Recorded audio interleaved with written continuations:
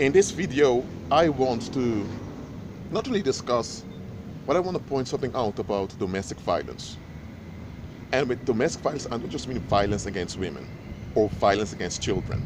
Because so often when you mention domestic violence, people only think of violence against females by their sexual partners, whether it's their boyfriends or their husbands, because a lot of sexual activity between males and females happen outside of the matrimony contract these days. Well, it used to happen before also, but long-term sexual relationships often occur outside of the matrimonial covenant. Now, I've spoken about the marriage and matrimony before, and I'm going to repeat all of that in this video. But what I want to point out is that domestic violence, whether it's violence against females or against children or against men, because that also happens, is that there is one important thing folks overlook. And that thing that they overlook is that this concept that we call privacy did not exist in previous ages. What you had in previous ages was that people had their habitat where they lived with their families, and each family had the right to their own habitat, and other families valued each other's natural habitat. So often you had multiple families, multiple households living on the same farm. But even on the same farm, each family had their own space where they operated as a family, where there was sexual contact between the marriage partners, where they had their conversations. But that didn't mean that those places were sacred, private, quote unquote. It just meant that people realized as human beings we need practical space to live, and we need one another as a community. But even though we are a community, we still grant each other practical space for their social relationships. So this whole idea of you as an individual, you have personal space around you, it didn't exist. It's something that came up in the 19th century and was further worked out after the Second World War in American culture. And now today, people are conditioned into this thinking that they have this sacred space around their body that should never be violated. That sacred space does not exist. Because if that sacred space exists when it developed, when you were a baby, when you're a teenager, and there's another thing, that sacred space does not even exist because predators can prey on you. If you're in an environment that people are thinking negatively about you, it will affect you. So there's no such thing as a sacred space around your body. It does not exist. And there's no such thing as extending that non-existent sacred space into an apartment or into a house. It's not real. Now, why am I pointing out this myth of privacy? And what does this have to do with domestic violence? It is because in today's world, when there is domestic violence, often people don't intervene because they say it's in their house, it's in their privacy. So this sacred space that does not exist, we put it above human safety. Why? Because if you violate this non-existent human space, people will call you a violator. In some cases, you may be prosecuted for violating privacy.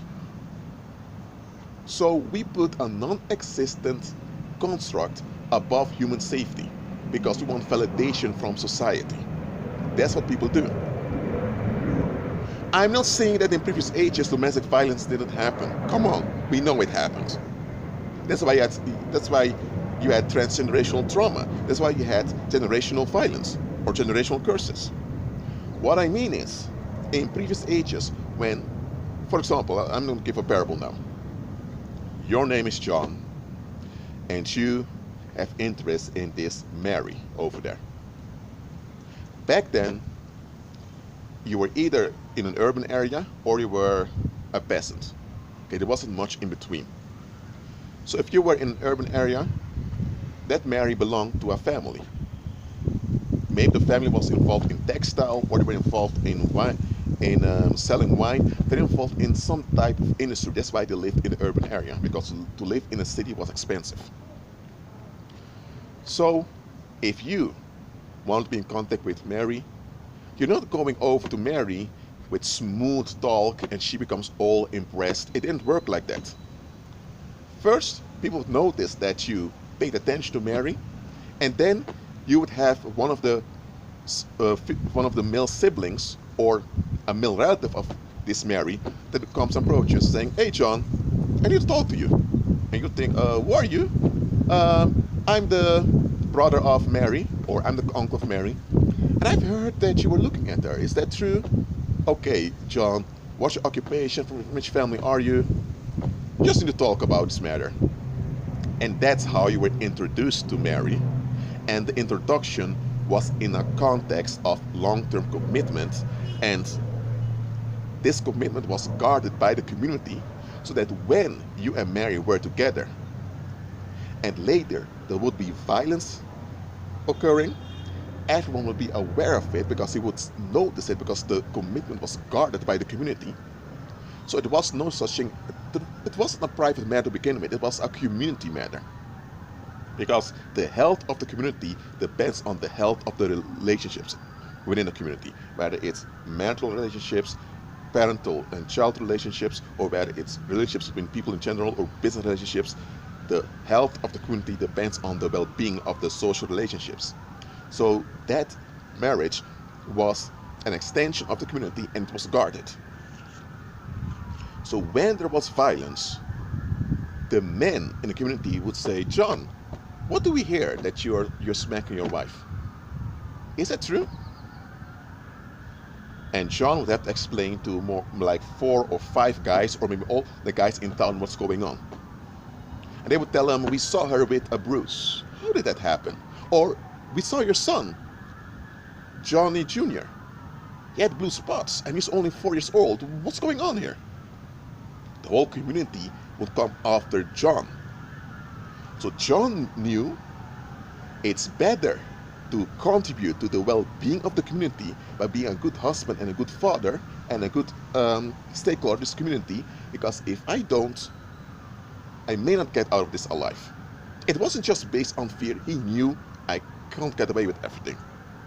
There was no such thing as privacy. So if one of the children had blue spots or there was something wrong and people in the community began to ask questions, he couldn't say, "Hey, that's my business. Mind your own business, blah, blah." People would say, "No, no, no, no, no, no, no, no. You're part of this community, you're part of this village or of this town or of this neighborhood. We're not tolerating this." This myth of privacy enables abusers and predators to go ahead with abusing and victimizing people. Because he would say, "Oh, that's none of your business," or he would insult you as if you're kind of an intruder. I don't know what's going on there.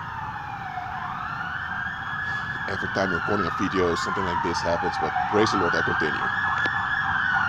So, John knew there's no such thing as a personal matter. This is a community matter. Compare that to today. You have women, they use apps, and they get involved with all types of men, and most people around don't know that they are involved with those men. Maybe 1 or 2 people who are their female friends know about it. They keep their male relatives out of it. They keep their male friends out of it. They keep the pastor out of it if they're part of a congregation. They keep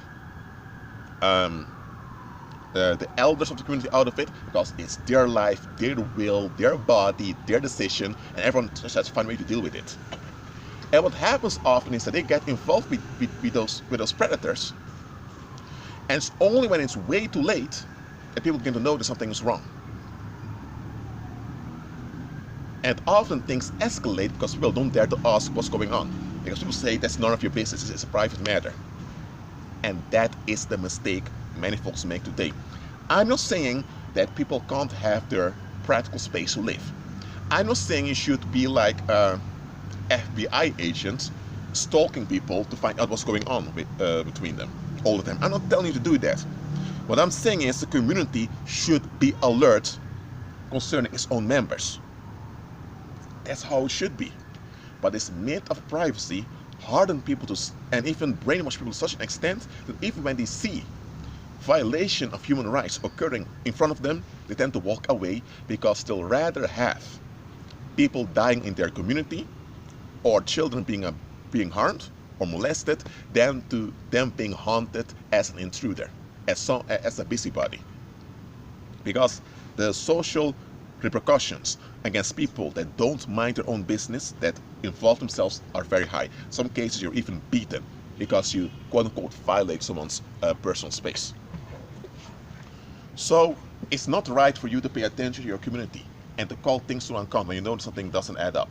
But it is okay to enable people to victimize others behind closed doors. Something's not right with this way of thinking. But about domestic violence, women are designed by the Most High to function under male supervision. That's how the Most High designed the female. Okay? Therefore, every female has this urge to seek attention from men. Attention seeking is a natural feminine trait. That's different from attention whoring, where they are narcissically obsessed with attention. That's different. By the way, attention whoring is something a lot of males do. Male predators love attention whoring. That's why they abuse, that's why they beat, because they feed themselves with your attention. And when people are traumatized, they tend to give you attention without questioning it. So predators, whether male predators or female predators, they are in attention whoring most of the time. But attention seeking is a natural feminine trait, and there's nothing wrong with it. That is because the Most High designed the female to operate under male supervision. That's why the female has this natural desire and this urge to have a network of stable men around her. And this natural urge should be promoted and cherished by the community because it's natural, it's functional. But what feminism did is telling women that men are oppressive, that men are out there to get you, men only want sex, or that you need to control the men or else. And what happens now, the natural urge for a stable male network is repressed mentally.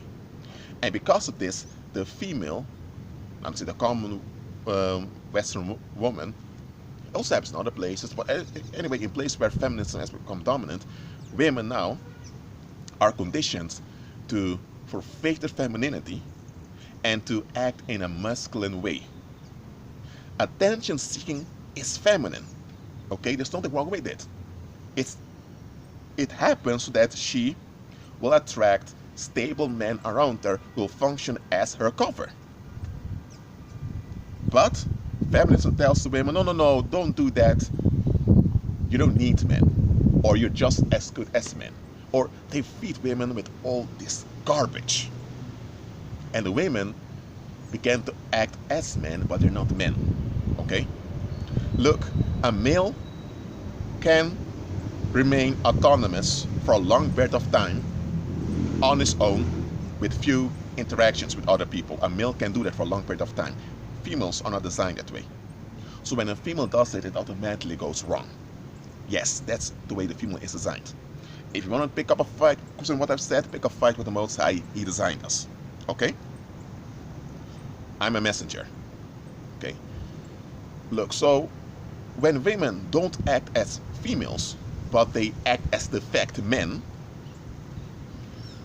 they are now extra vulnerable to predators. So every human being is vulnerable. However, a female that doesn't operate according to her femininity is extra vulnerable, and she even becomes a magnet to predators. Because her mental and emotional dysfunction caused her to seek compensation for what's not there, which is mental stability as a female. So now they're looking for a man to shock her, to make her feel good. She wants to fall in love, as Hollywood calls it. And this whole idea of falling in love is paranormal. It's not natural. Yet Hollywood and Disney and romantic literature condition people, especially females, that they need to feel some intense, soft embracement of a man, because that means that they are attracted to him. That means that the man is special. That means he's the one.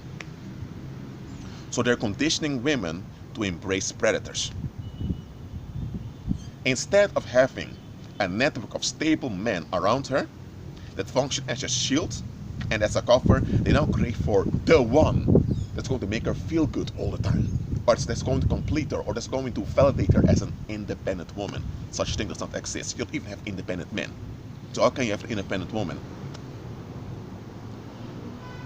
So, in private, without male cover, females get involved with men who end up either killing them, or molesting them, or, well, harming them for life. And after it happened, people become shocked, think, how could this happen?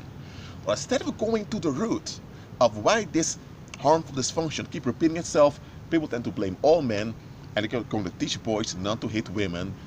They blame it all on men, but okay, I'm not saying men are not involved in a sense because there's no male cover, but those females also are conditioned in a way that goes against Christ. So those females also should forfeit those antichrist ways of thinking by acknowledging that those ways will harm them in the long run. So they should also face reality, repent, and comply with justice, which works in their own best interest.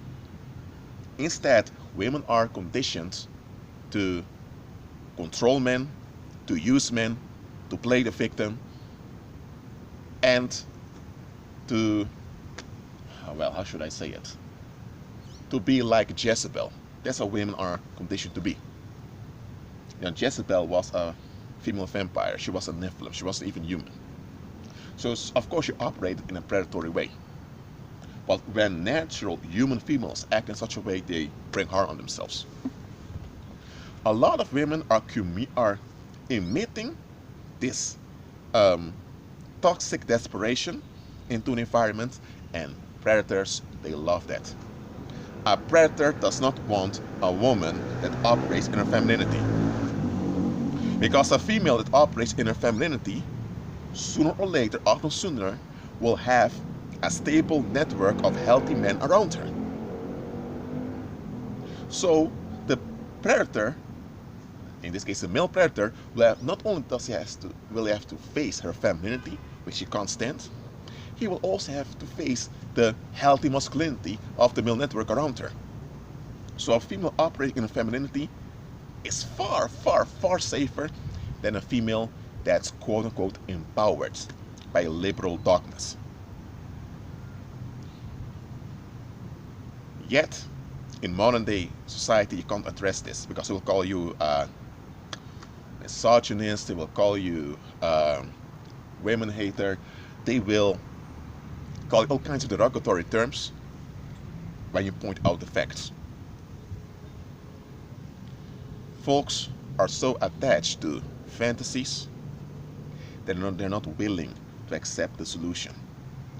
They want a solution to preserve their fantasies, which isn't a solution at all. They want the fantasies to be preserved. That's the solution they're looking for. They don't want to be delivered from those fantasies, because that means that they will have to start all over again. Now, on this channel, I'm saying things as they are. If you are not in line with Christ, if you don't align yourself with Him, that means you align yourself with the world. The world, which is run by sodomite predators, who keep the world's population in a state of anxiety through the sword, which is through military conflict, and through crime, which includes child molestation, pedophile rings, all of that. So the moment you refuse to align yourself with Christ, you're standing yourself with warlocks, wizards, child predators, pedophile rings, with scam artists. You're standing yourself with the vilest beings there are. And you can't side yourself with the vilest beings there are and not expect to share in their plagues. If you side yourself with the vilest beings that there are around, sooner or later those those vile beings they'll begin to drain you. They'll begin to use you, because that's what they do. So anytime a female does not agree with Christ by operating in her femininity, she agrees to align herself with predators and with enablers of predators. So they can never go well. There are women who aren't even born again, they're not even believers, but they are feminine in their mindset and in their attitude. And it works out well for them. Why am I speaking about domestic violence? It's because a lot of folks don't examine the root of why things happen. They don't even question what society taught them. They're so codependent on the approval of society that they don't dare to question what their parents or their teachers or what society as a whole taught them, what society approves of. If society is run by sodomite pagans, then why do you think that those sodomite pagans would ever teach you something beneficial for the long run? They will not. Again, the female is designed to operate under male supervision. That's the design of the Most High. Any woman that takes offense at this takes offense at the Most High himself. And by doing that, they're siding themselves with Satan, who is the chief sodomite, who hates females, so she will be siding herself with those that hate her. So every female should embrace the man who's their creator, Christ himself, before they long for a specific man out there to embrace them. They should embrace the man before they want to be embraced by a man. Because God is not a man that he should lie. He's not a man, he's the man. You get this? Look, domestic violence ends when people see through the patterns. Because domestic violence is a pattern. It's a pattern folks enable because they don't seek deliverance, because they're not real about stuff. Well, that's what I'm saying in this video. See through the patterns. That's half of the victory. Then walk away from them. Refuse to comply with them. That's it for now. Keep agreeing with Christ and be at peace.